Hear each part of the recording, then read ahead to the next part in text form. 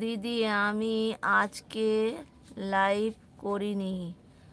আচ্ছা, তো তুমি একটা টাইম ঠিক করো।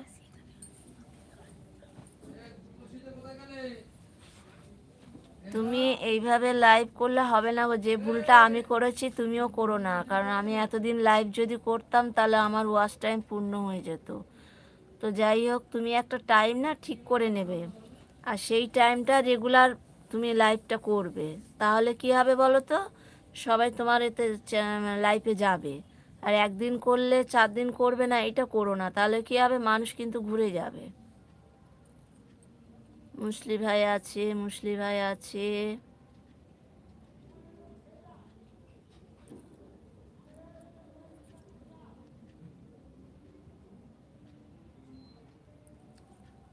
টপে কারা কারা আছো বন্ধুরা, কমেন্ট করো।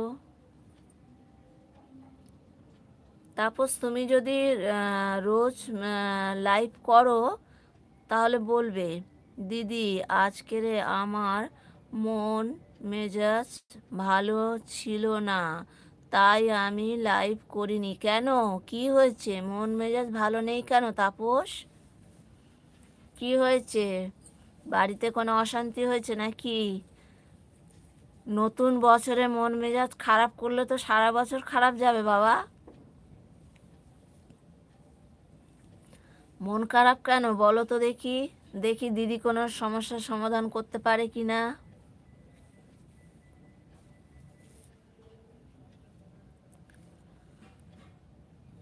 ভাই আছে, মুসলি ভাই আছে, তাপস আছে, রমাদি আছেন, বাপি আছেন।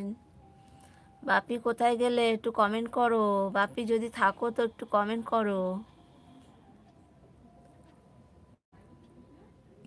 দিদি আমি রোজ 2:30 থেকে লাইভ করব। হ্যাঁ, রেগুলার করো। আমি তো দেখো, আমি কিন্তু ভুল করেছি। যাদেরকে আমি এর আগে লাইভ করতাম না, অনেকের লাইভে গিয়ে সময় দিতাম জানো তো।